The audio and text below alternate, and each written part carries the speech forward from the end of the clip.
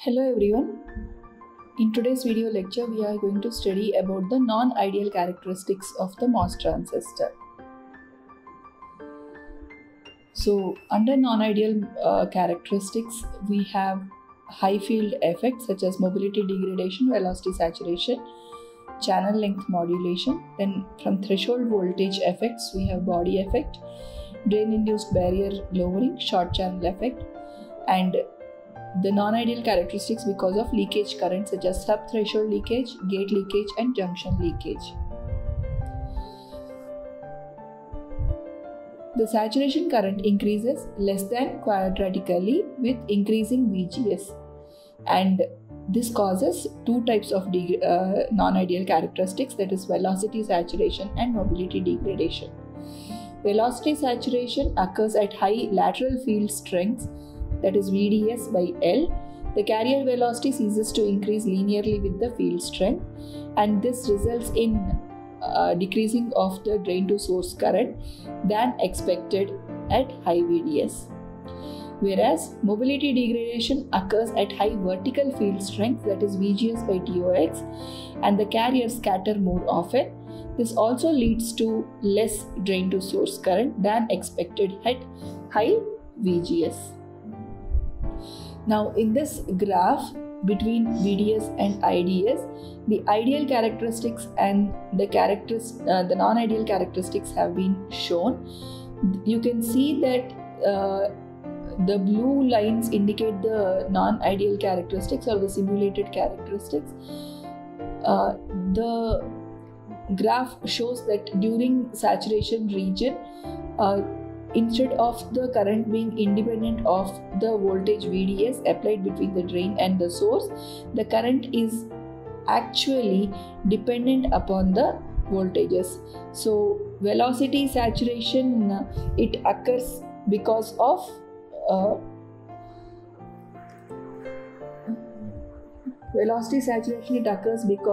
VDS, that is the lateral electric field, that is VDS, because of the voltage VDS, and the current is actually decreasing. Similarly, the mobility degradation occurs because of vertical electric fields, and this vertical electric field is because of the gate to source voltage that we had applied. So vertical electric field is VGS by TOX, where TOX is the thickness of the oxide, that is silicon dioxide, which separates the gate and the substrate.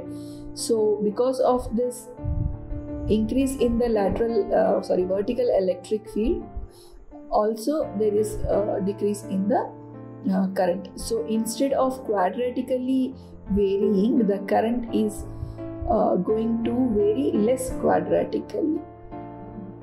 There is another non-ideal characteristic, that is because of channel length modulation, the saturation current now increases with VDS. That is also shown in this particular graph.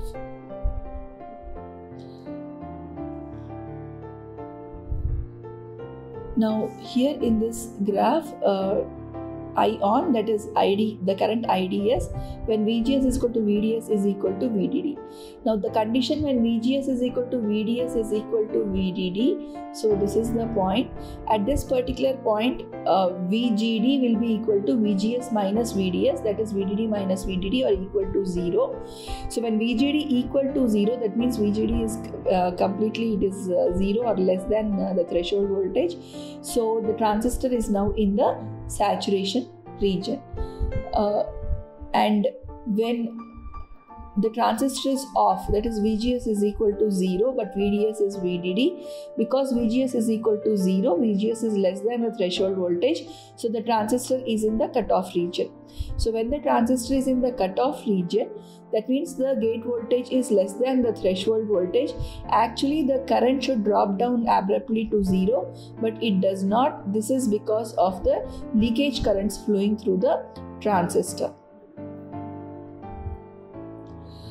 Now when the vertical electric field is actually the vertical electric field is obtained because of the voltage VGS, that is gate to source voltage that we have applied.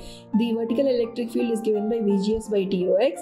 When VGS increases, the vertical electric field also increases. So we already know that when we apply voltage VGS greater than the threshold voltage, the region in the substrate underneath the gate is going to be inverted, and when it is going to be inverted, a channel would be formed, and this channel, the charge present in the channel is proportional to the vertical electric field. So lateral electric field is given by VDS by L, where VDS is the drain to source voltage, and the voltage that we apply at the drain, it is going to accelerate the carriers. It is going to accelerate the carriers from source to drain, or current flow from drain to the source, and the velocity of the carriers that are moving from source to the drain is given by mu into electric field, lateral electric field.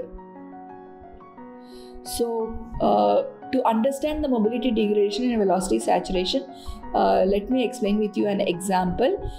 Now let us say you students, you are working on a VLSI project, and day and night you are sitting in the VLSI lab and then actually doing your project, and you are very tired because you have not slept day and night, you have been working, and you have just come out of your lab to go to the canteen. Now let us say another class has been let off, which is for example, let us say first years, they have just finished their class and they have come out into the corridor. Now when you people are walking very tired, you are very tiresome and you are walking slowly through the corridor to reach the canteen, same time in that small corridor the other students also who are very energetic have come out. Now here in this case what happens is, because of the crowd in the corridor, your velocity or your movement will be restricted. So you will not be able to proceed with the same speed with which you are walking.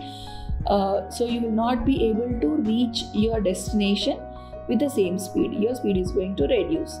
Similarly, let us say some strong wind is blowing you to the walls and you are not at all able to withstand that particular wind, then further your speed is going to reduce. So here let us say that VDS is how long you have been up and doing your project. So your velocity will be equal to the product of your fatigue and your mobility. And let us say the wind blowing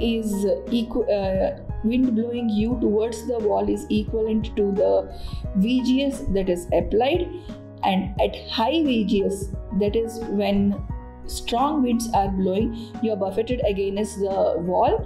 So this is mobility degradation. The charges, because of high vertical electric field, will not be able to move forward from source to the drain. They will be actually attached or stuck to the silicon dioxide, that is the dielectric. So that is mobility degradation. Their speed has reduced and number of charges that would reach the drain would be less. Similarly, because of VDS, that is the amount of time you have been up and doing your project, that has created lot of fatigue in you. So when others also are on the corridor and you are also moving through the corridor, you will not be able to move freely and reach with high speed to the canteen. So at high VDS you scatter off with the other students who are in the corridor. You may fall down, get up, finally your velocity is reduced. So this is velocity saturation. So velocity saturation occurs because of high voltage at the drain. Mobility degradation occurs because of high voltage at the gate. So the high lateral electric field, it causes the carrier velocity to roll off, the carrier scatter off, and the velocity reaches the saturation value. Now velocity is given by mu effective E by 1 plus E by EC. So here in this particular case, this is the formula for the velocity when the electric field is less than the critical electric field, but V will be equal to Vsat when electric field is greater than or equal to the critical electric field. Critical electric field is given by 2 Vsat by mu effective. So in this particular graph, that you can see that the velocity becomes constant. Velocity will be equal to Vsat. Velocity will be equal to Vsat when the electric field crosses the critical electric field. Here the critical electric field point is at 1.5 volts per micrometer. So once this critical electric field is crossed, the velocity becomes constant and it is equal to the saturated velocity. Until then, the velocity is actually almost linear with respect to the electric field. The same thing has been shown in this particular graph. The continuity between the two regions dictate that the critical electric field EC is equal to 2 Vsat by mu. Now when we rearrange or reevaluate the drain current, we get this particular expression of the drain current by considering the value of the velocity. So for long channels or smaller VDS, this value will be K into VDS value will be equal to 1, so that we get our normal current equation. But once smaller channels or large value of VDS is taken into consideration, then in that case 1 by 1 plus VDS by EC into L should this particular factor should also be considered in the drain current. Now when VDS increases, the device enters the saturation region. In the current equation, you can see VDS will be replaced by VDSat. So originally we had got ID saturation current is equal to beta by 2 into VGS minus VT whole square. But now you have to consider this K VDSat component in the current equation.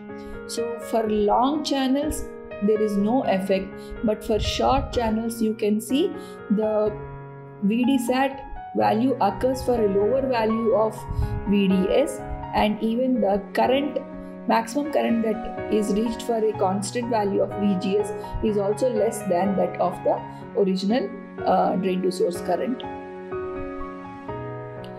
So mobility describes the ease with which carrier drift in the substrate material, and it is defined as mu is equal to average carrier drift velocity divided by the electric field. We know velocity is equal to mu into electric field, so mu is equal to velocity divided by electric field, or mu is equal to average carrier drift velocity by electric field. Mobility varies according to the type of the charge carriers. Now electrons have higher mobility than holes, so the end channel devices or end devices will have higher current producing capability. The mobility decreases with increasing doping concentration and increasing temperature. So mobility is inversely proportional to doping concentration and temperature.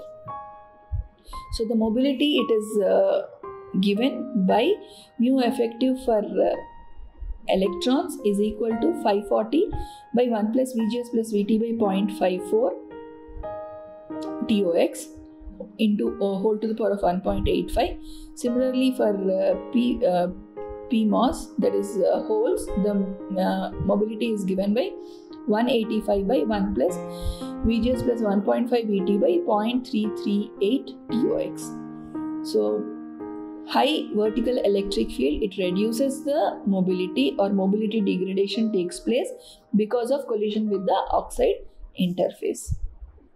And the effective mobility for electrons and holes is given as per this equation.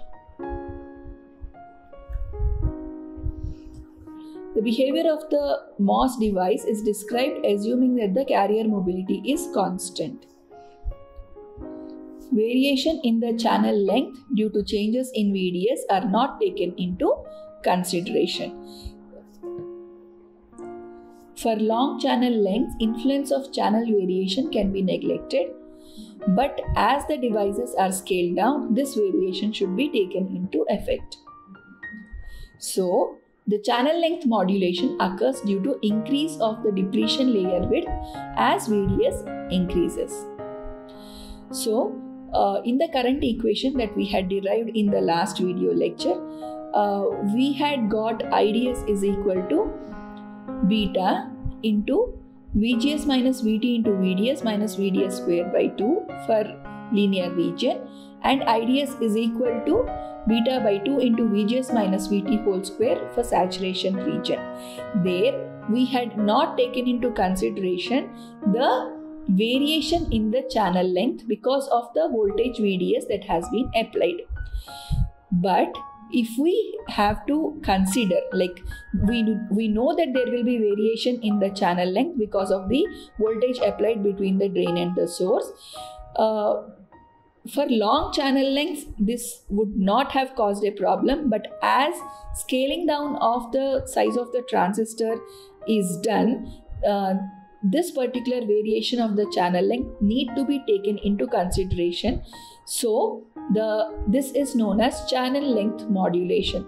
So what is channel length modulation? Channel length modulation is variation of the channel length because of the increase in the drain to source voltage, and this causes increase in the depletion width between the drain region and the substrate region.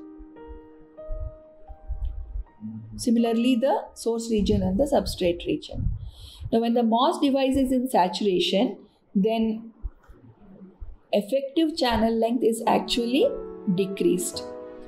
We know that because of the depletion region formed between the P-type substrate and the N-type drain region in case of NMOS transistor, or in case of the PMOS transistor, N substrate and P plus drain region, the depletion region width would increase.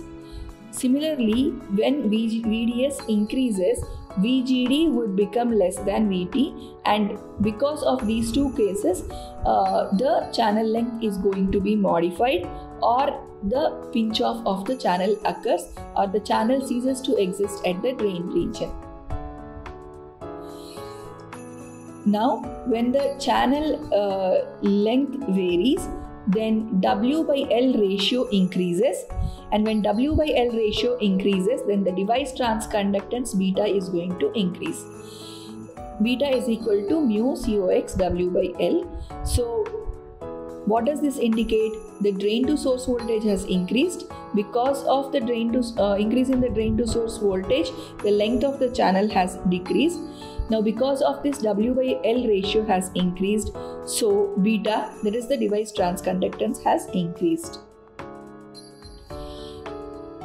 So rather than appearing as constant current source with infinite output impedance, the transistor exhibits finite output impedance. So we had seen in the previous lecture that if the transistor is ideal, then in that case, in saturation region, when the VDS value has become greater than VGS minus VT, at that time IDS becomes independent of the drain to source voltage VDS, and this implies that the transistor is ideal or perfect current source. But the width the length of the channel has decreased because the depletion region width has increased between the channel and the drain. So due to this, the effective channel length would be equal to the original length minus the width of the depletion region, and this causes the drain to source current to vary.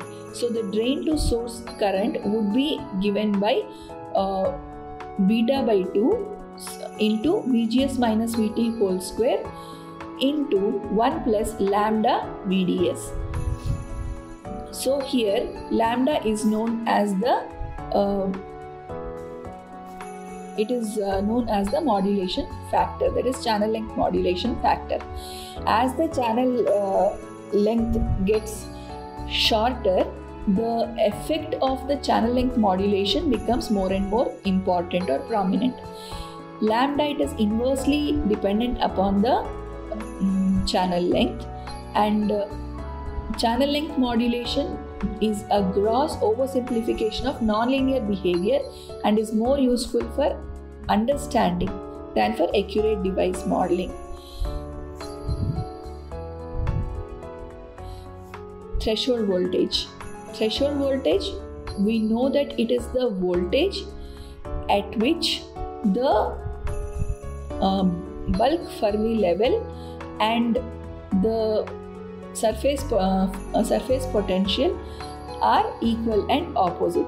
That means when the surface potential of the surface is equal to minus the bulk Fermi level, that is the substrate Fermi level potential, then the inversion of the surface happens. So the threshold voltage is defined as the gate voltage where the inversion layer forms at the interface between the insulating layer, that is the silicon dioxide, and the substrate or the body of the transistor. So it is the voltage at which there are sufficient electrons in the inversion layer to make a low resistance conducting path between the MOSFET source and the drain. I hope you remember that when VGS, the voltage, gate to source voltage applied at the gate of the transistor becomes equal to the threshold voltage, at that point by then the holes which were present in the p-type substrate of the NMOS transistor or the electrons which were present in the n-type substrate of the PMOS transistor would be repelled and the opposite charges would be attracted nearer to the gate region. So it is the voltage at which sufficient electrons in the inversion layer would be present to make a low resistance conducting path. So there is an electrical connection or conducting path between the source and the drain formed. Now, what affects the threshold voltage? Substrate doping, oxide thickness, source to substrate voltage bias, gate material, and surface charge density. These are the components which are going to affect the threshold voltage. Threshold voltage is the gate to source voltage for which the channel starts to invert.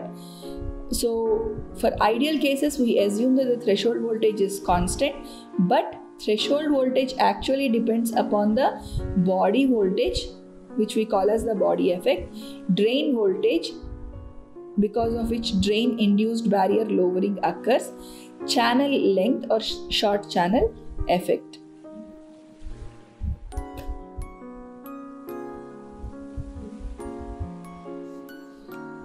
The threshold, what is body effect? The threshold voltage is not constant with respect to the voltage difference between the substrate and the source of the MOS transistor. So this is known as the substrate bias effect or the body effect. Till now, what we have seen is that for the NMOS transistor, the substrate is connected to ground, and for PMOS transistor, the substrate, that is the N-type substrate, is connected to VDD. At that time the threshold voltage was constant, but actually the substrate would not be connected to ground or VDD in case of NMOS or PMOS transistor respectively, then in such case, then the threshold voltage would not remain constant, and this is known as the substrate bias effect or the body effect. The threshold voltage of the MOSFET, it is affected by the voltage which is applied to the back contact or the substrate or the bulk. The voltage difference between the source and the bulk, that is VSB. Usually in ideal conditions, VSB is equal to 0, both in case of NMOS and PMOS transistors. In case of NMOS, source is also grounded and bulk is also grounded, so VSB will be equal to 0. In case of PMOS, source and bulk are connected to VDD, so that once again VSB will be equal to 0. But if the voltage difference between the source and the bulk, VSB, changes, the width of the depletion layer and therefore also the voltage across the oxide due to change of the charge in the depletion region.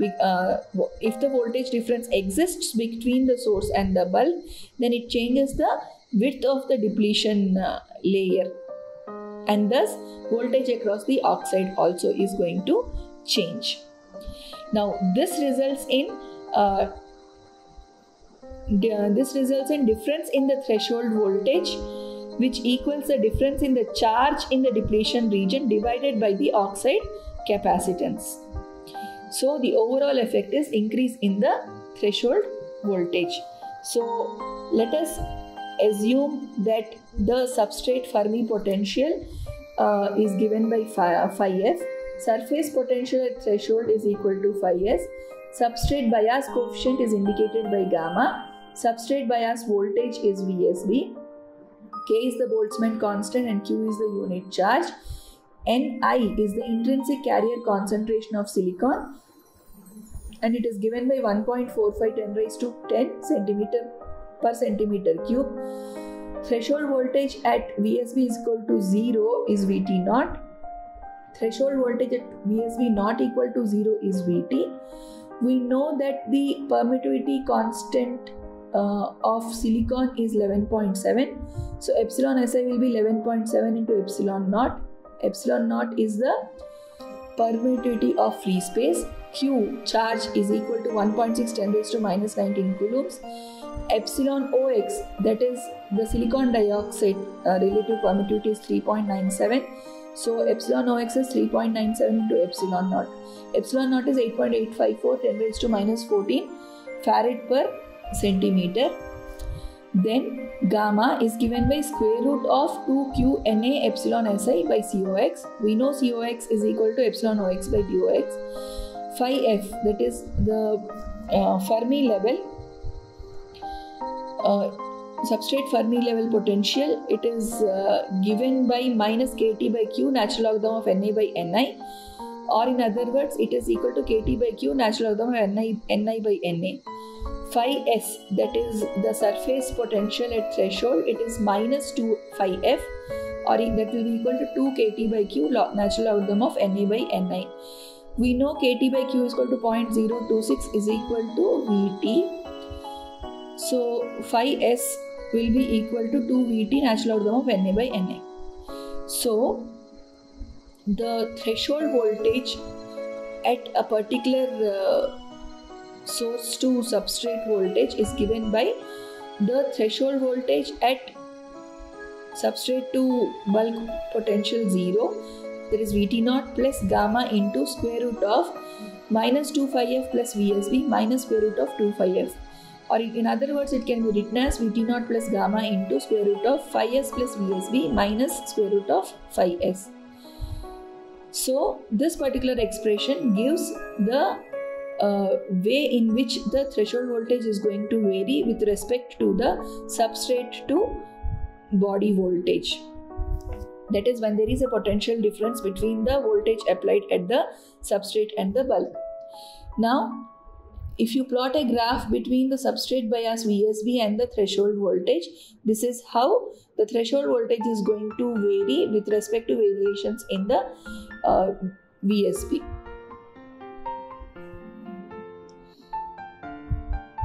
The MOS device, when it is made on a common substrate, then the substrate voltage of all devices is normally equal. When devices are in series, then VSB increases as we proceed along the series chain.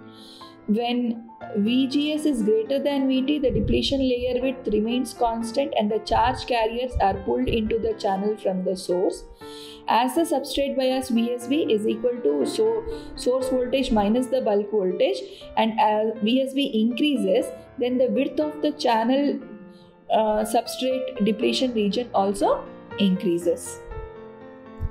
This results in increased density of trapped carriers in the depletion region. For charge neutrality to hold, the channel charge must decrease. Thus, the substrate voltage adds to the channel substrate junction potential, and this increases the gate channel voltage drop. So finally, once again, we can say that the overall effect is to increase the threshold voltage. Drain-induced barrier lowering, that is DIBL, it is caused because of the electric field from drain. So the electric field from drain, that is VDS by L, it is going to affect the channel. So where this particular effect exists in smaller transistors when the drain is very close to the channel, or in other words, the transistor size has been scaled down and the channel length is very small. In such cases, this particular effect is of importance. So this drain voltage, it also affects the threshold voltage. So new threshold voltage will be given by original threshold voltage minus eta into VDS. So here we can see that as the value of the drain to source voltage increases, the threshold voltage is going to decrease. So high drain voltage causes current to increase. Now because of this, there will be lowering of the potential. Here you can see in this particular diagram, this diagram shows us the electric field effect, electric field with respect to the length along the channel. Here also electric field versus the path along the distance along the channel. As we move along the channel, you can see nearer the drain, the electric field, it is reduced by a value of QVDS. Here also electric field is reduced by a value of QVDS. So the threshold voltage gets lower and it becomes a function of VDS. And even the channel length modulation, if it is ignored, ID does not get saturated because of the drain induced barrier lowering, as VDS affects the charge distribution.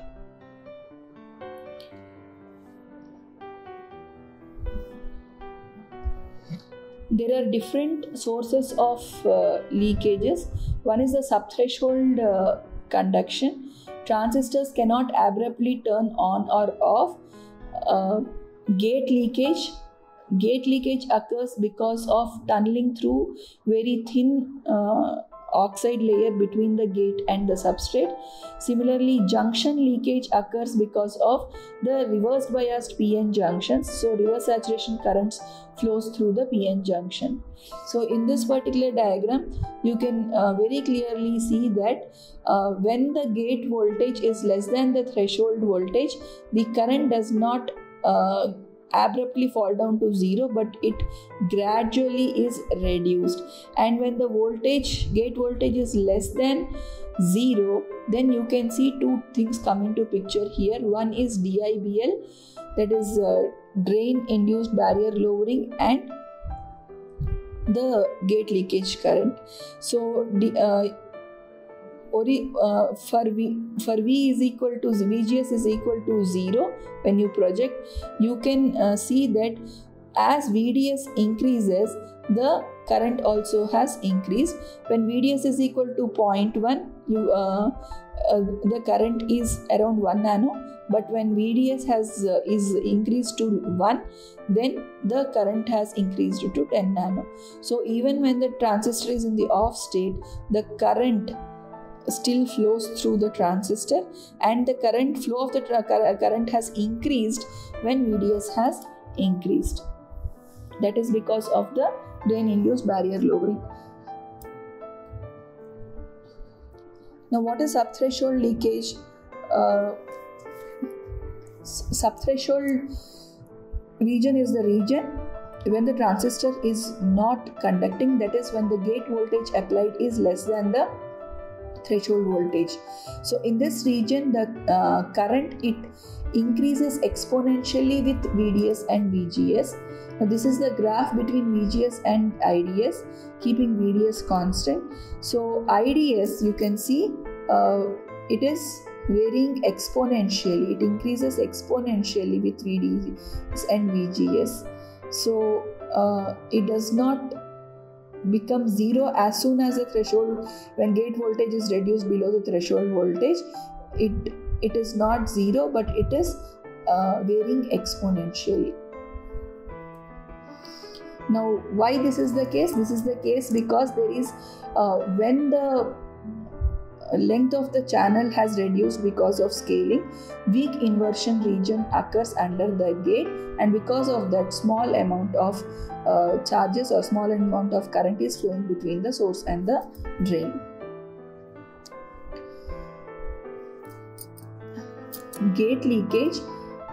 Gate leakage currents are because of the tunneling effect that occurs as the gate oxide's thickness has very much reduced because of the scaling.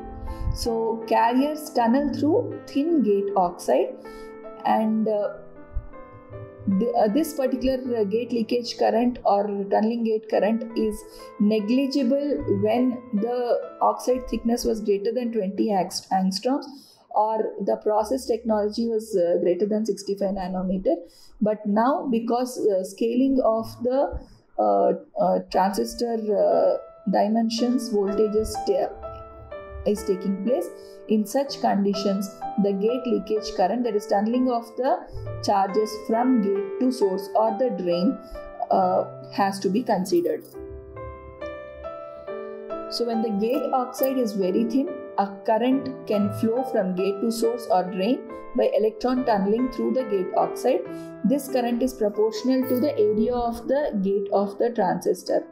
And so, because this tunneling effect is going to increase the drain to source current, increase the current flowing in the transistor, so this limits the thickness of the gate oxide.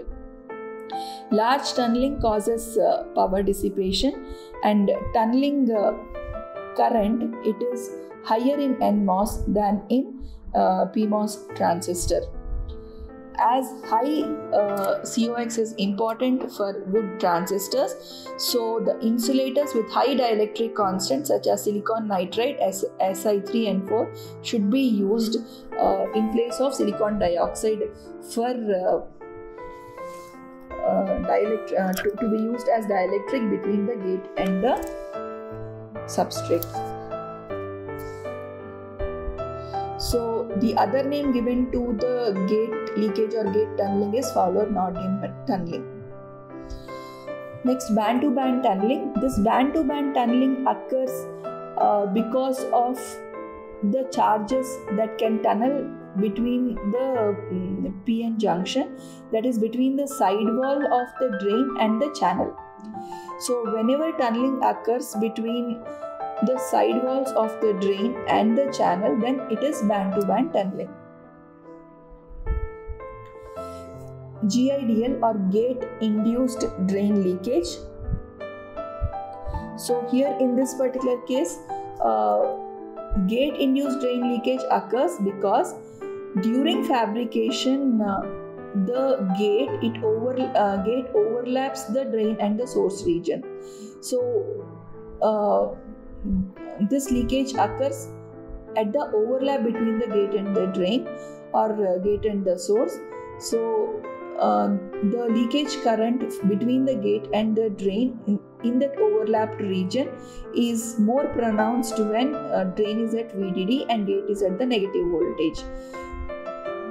So you can see in this particular figure that here the gate, it overlaps the drain region. So this is here between the gate and the drain, current can or charges can flow. This will cause gate induced drain leakage. And band to band tunneling, you can see here, this is the side wall indicated by 1. So from the side wall to the channel, the charges can flow, that is that will cause band to band tunneling.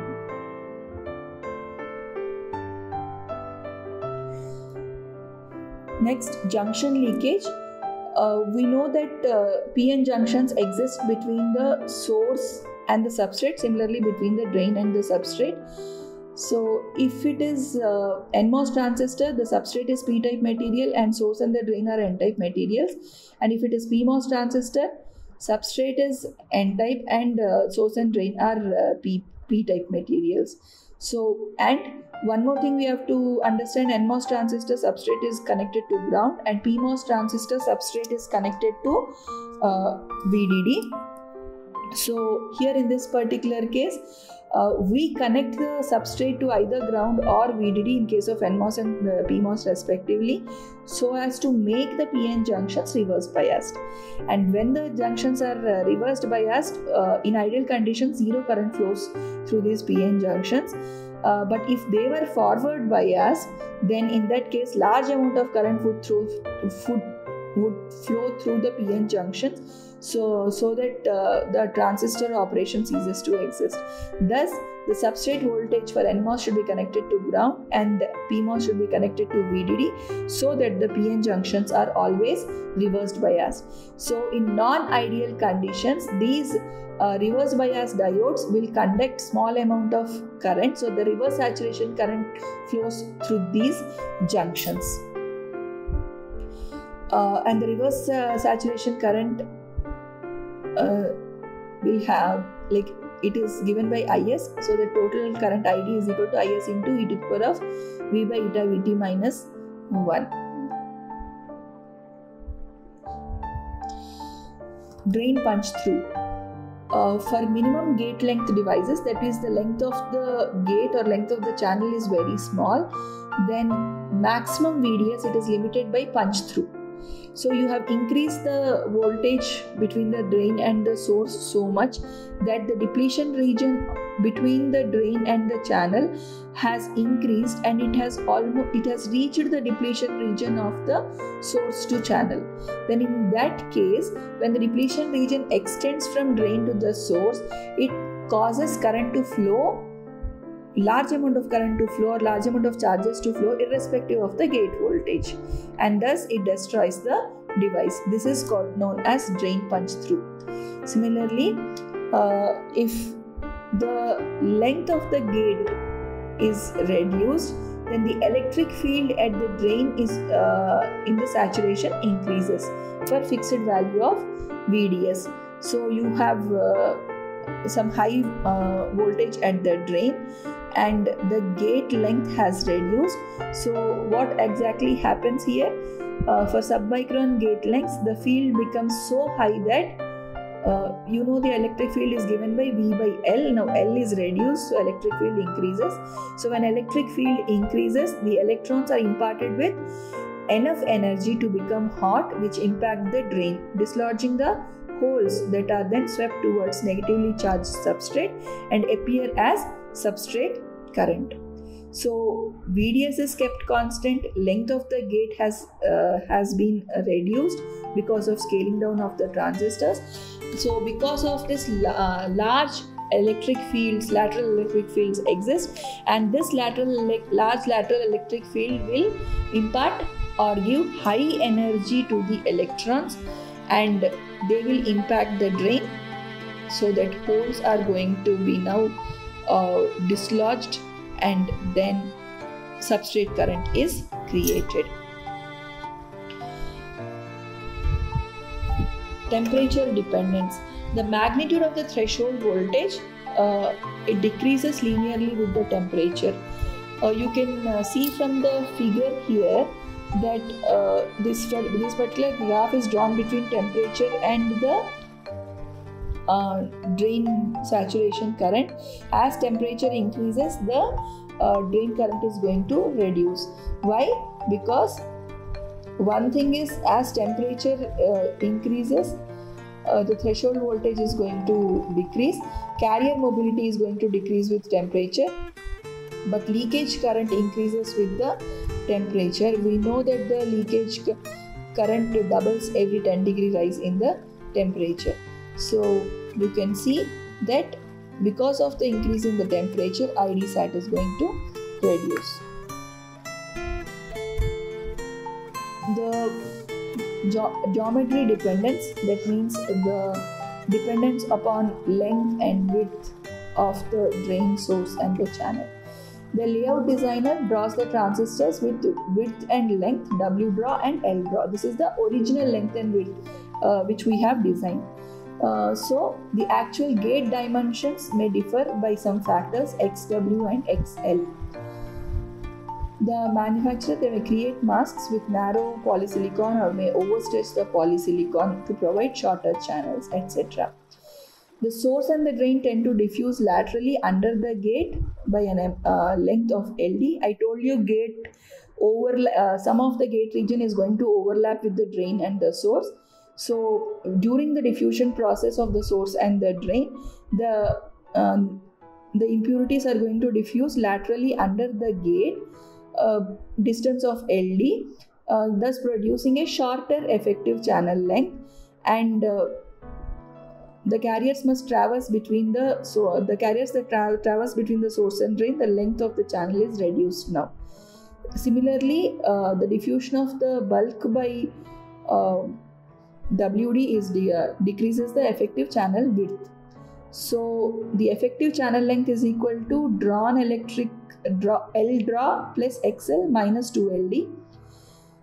Minus 2LD because drain side and source side you have to consider.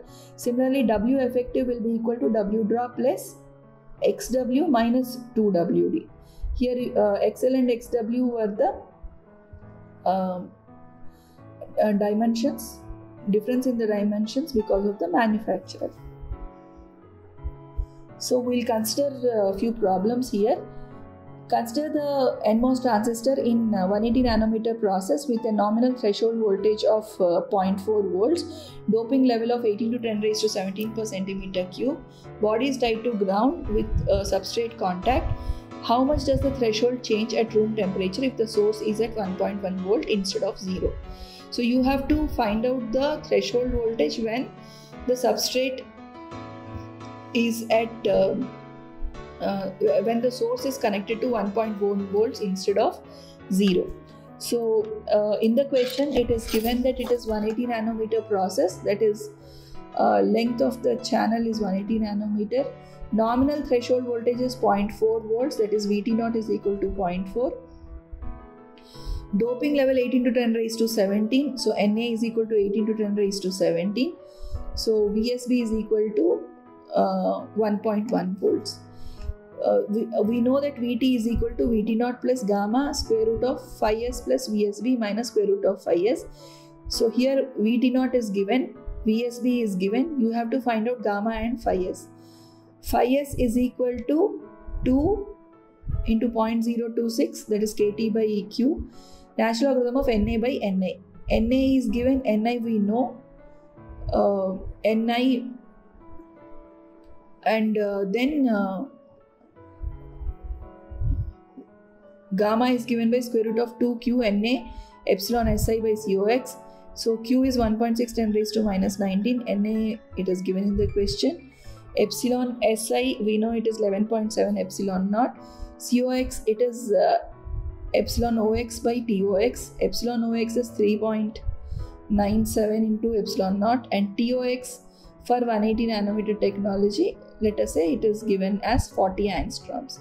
Now when you substitute all these things and find out, then Vt is equal to 0.68 volts.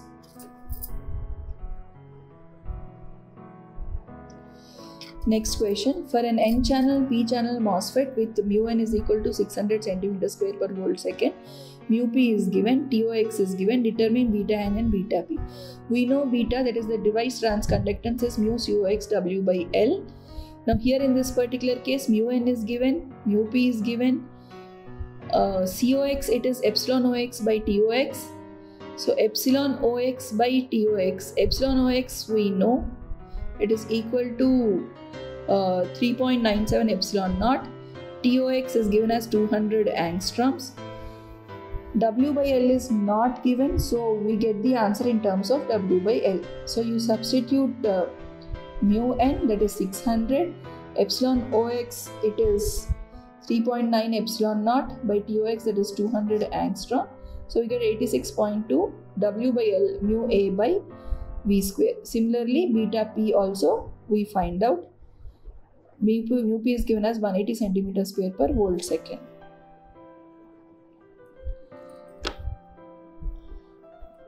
Next, N-channel MOSFET has mobility mu n 560 cm square per volt second, uses gate oxide thickness 90 angstroms, gate voltage is given as 2.5 volts, threshold voltage 0.65. Calculate the value of COX, process transconductance, device transconductance. L is given, W is given, and you have to find out the NFET resistance also. So COX you have to find out. We know COX is equal to epsilon OX by TOX. Epsilon OX is 3.9 epsilon naught. TOX it is given as 90 angstroms. Next, process transconductance is mu n COX. Mu n is given, that is 560. COX we just found out. So product of these two will give you process transconductance. Device transconductance is process transconductance into W by L, that is mu n COX W by L. Mu n COX you just found out into W by L. W is given as 10 micro, L is given as 0.5 micro. You substitute and get the answer. NFET resistance. Resistance is given by 1 by beta into Vg minus Vt. So beta, that is device transconductance, you already found out. VGS it is given as 2.5 volts. Vt is given as 0.65. So you can get the value of the resistance. For an N-channel MOSFET, mu n is given, COX is given, W, L, Vt naught are given. We have to find out the current equation. So we know that current in the linear region is given by beta by 2 into 2 VGS minus Vt into VDS minus VDS square. This we can also write it as beta into VGS minus Vt into VDS minus VDS square by 2. That also is okay. So a linear region, this is the equation. And for saturation region, ID is given by beta by 2 VGS minus Vt whole square. So VGS is not given in the question. So in this particular case, beta, you find out beta. Beta is equal to mu COX W by L. All the terms are given to us, so we can get the value of beta. And VGS is not given. VT is given as 1. VDS is not given, so we get the expression 0.21 into 2 into VGS minus 1 into VDS minus VDS square. This is for transistor in linear region. When is the transistor in linear region? When VGS is greater than or equal to the threshold voltage. Similarly, VDS is less than VGS minus VT. And the transistor is in saturation when VDS is greater than or equal to VGS minus VT. That is, the current will be beta by 2 VGS minus VT whole square. So beta by 2 will give us 0.21 into VGS minus 1 whole square. The next question is NMOS transistor is operating in active region with the following parameters. VGS is given, VT is given, W by L is 100, mu and COX is 90 microamps per V square, and you have to find out the drain current. You calculate beta. Beta is equal to mu and COX W by L, and VGS is 3.9 and VT is 1. So we know that 3.9 is greater than 1, so the transistor is in the on condition. That is, VGS is greater than VT. So when VGS is greater than VT, then you see VDS whether it is when it is less than or greater than VGS minus VT. VGS is 3.9, VT is 1. So 3.9 minus 1 will be 2.9. So when VDS is less than 2.9 volts, the transistor will be in linear region, and VDS is greater than or equal to 2.9 volts, the transistor will be in saturation region.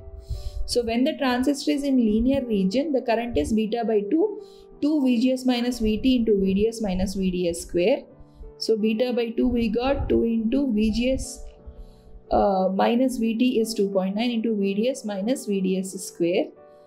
We get the current equation. Similarly, when VDS is greater than or equal to 2.9 volts, transistor is in saturation and the current is beta by 2 into VGS minus VT whole square, or it is nothing but 4.5 into 2.9 whole square. Now, if they ask you to plot a graph between VDS and IDS, now taking these conditions, you can draw a graph between VDS and IDS. So you keep on varying VDS and substituting the value of VDS in the current equation of this linear current equation, and then that you have to do until VDS is equal to is less than 2.9. Once VDS reaches 2.9, after that you can see the current in this case is constant. It is equal to 37.845 milliamps. So I hope you have understood the topics which I have covered in this lecture, that is non-ideal characteristics of the transistor. We will continue with the BiCMOS technology in the next video lecture. Thank you.